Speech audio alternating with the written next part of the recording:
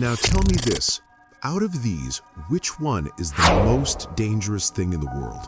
A gun, a knife, a brain, or poison? You have 5 seconds to decide.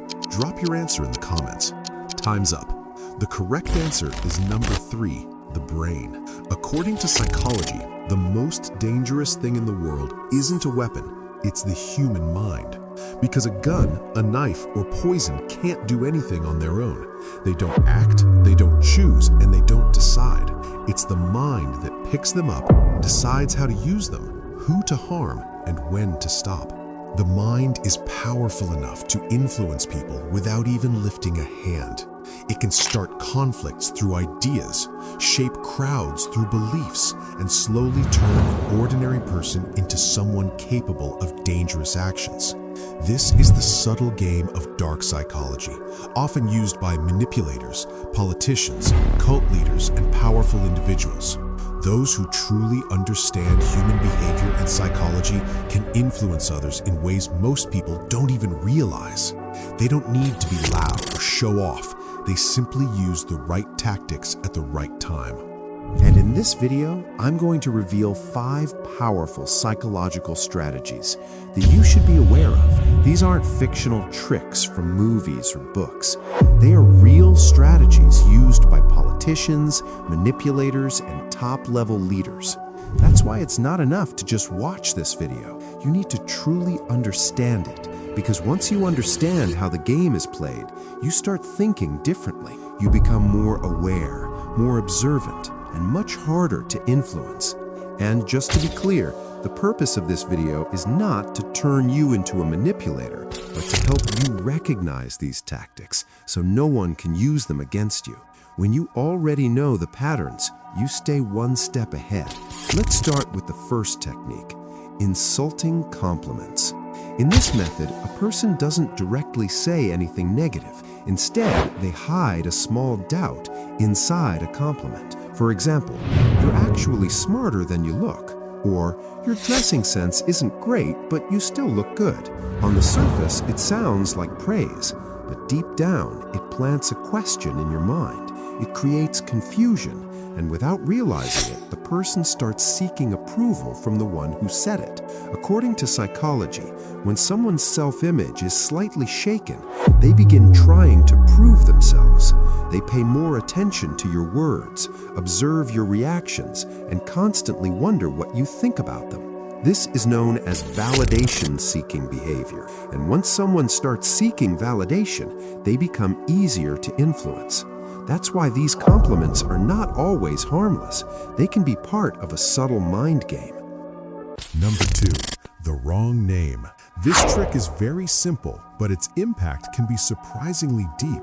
When someone intentionally says someone's name wrong and then casually corrects it, it creates a subtle psychological effect. For example, while talking to someone, you say, "Okay, Rohit. Oh, sorry, Rohan," and then continue the conversation as if nothing happened. That's where the real game begins. The other person may not react immediately, but a silent thought starts running in their mind. They begin to wonder, why did they say my name wrong? Am I not important enough? Maybe Rohit is someone more important to them. A name isn't just a word, it's deeply connected to a person's ego. When you get someone's name wrong, even briefly, it lightly triggers that ego. As a result, the person may start trying to prove their importance in your eyes. They might explain more, react more, and seek your attention without even realizing it. Number 3, saying something cryptic. In this method, while having a normal conversation, you suddenly say something unrelated, incomplete, or slightly mysterious, something that leaves the other person thinking. For example, in the middle of a discussion, you might say, "I've noticed that people often underestimate others," or "Most people don't realize how far someone can actually go." Then you stop or casually say, "Anyway, never mind," and either change the topic or act like you didn't say anything important. This is where the psychological effect kicks in. The human mind is naturally uncomfortable with uncertainty. When you don't clarify what you meant, the other person starts trying to figure it out on their own. They begin to question the context. Was that about me or about someone else? and their mind keeps searching for answers. The most dangerous part is that the other person starts including themselves in every possible meaning. Without doing much, you begin influencing their thoughts. They start observing you more closely. Your words, your silence, your actions, everything gets analyzed. You remain completely normal, but in their mind, you become someone different. According to psychology, the less a person speaks, the more others assume about them. Just one simple cryptic line can shape someone's imagination. They may start seeing you as deep, mysterious, or even intimidating without you actually saying much, revealing something that seems personal. In this method, you make the other person feel like you're sharing something personal, but in reality, it's not very deep or risky. You say something that sounds emotional and honest, yet doesn't truly expose you. For example, I don't like trusting people. I've been hurt before because of it. It sounds heavy, but you haven't actually revealed anything specific. And this is where the psychological switch turns on. Humans naturally follow reciprocity. When someone feels like you've opened up, they feel the urge to do the same. They start talking more, sharing their insecurities, weaknesses, and even personal secrets without realizing it. The most powerful part of this technique is that the other person believes a strong connection is being built.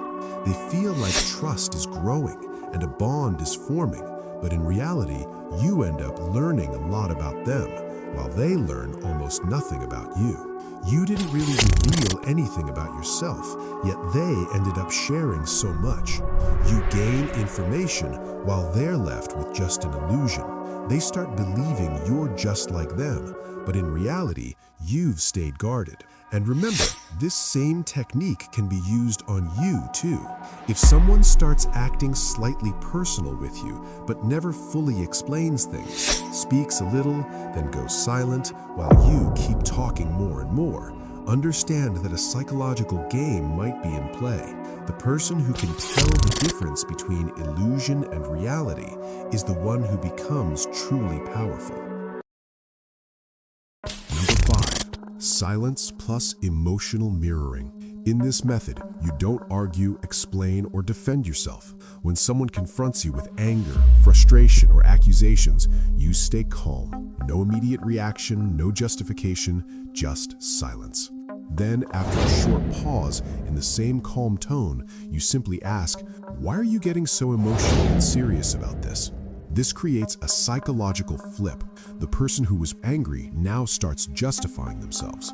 They begin explaining their emotions, giving reasons, and unknowingly shift into a reactive state. The most powerful part of this technique is that you are neither the victim nor the attacker. You become the observer, calm, composed, and detached. In psychology, the person who controls their emotions often controls the situation.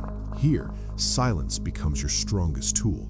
When you stay quiet during confrontation, the other person may become louder, more aggressive, and more expressive. And when you finally respond, you simply reflect their emotions without blaming or insulting them. This often makes them feel like they may be overreacting. But this only works if you genuinely appear calm and unaffected. If you seem desperate or defensive, the effect disappears. The real power lies in self-control and patience.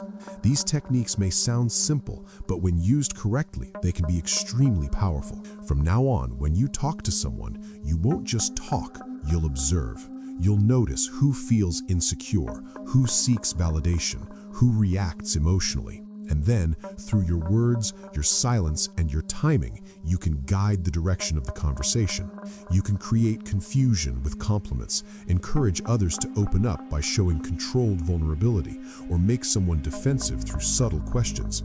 Without force or pressure, you can shift situations in your favor. But remember, this isn't a game everyone can play. Those who are emotionally weak often get trapped in it themselves. So first, learn to control yourself before trying to understand others. The purpose of this video is not to make you manipulative, it's to make you aware and mentally strong, so that when someone tries to play with your mind, you don't get confused. You stay calm and in control of your emotions.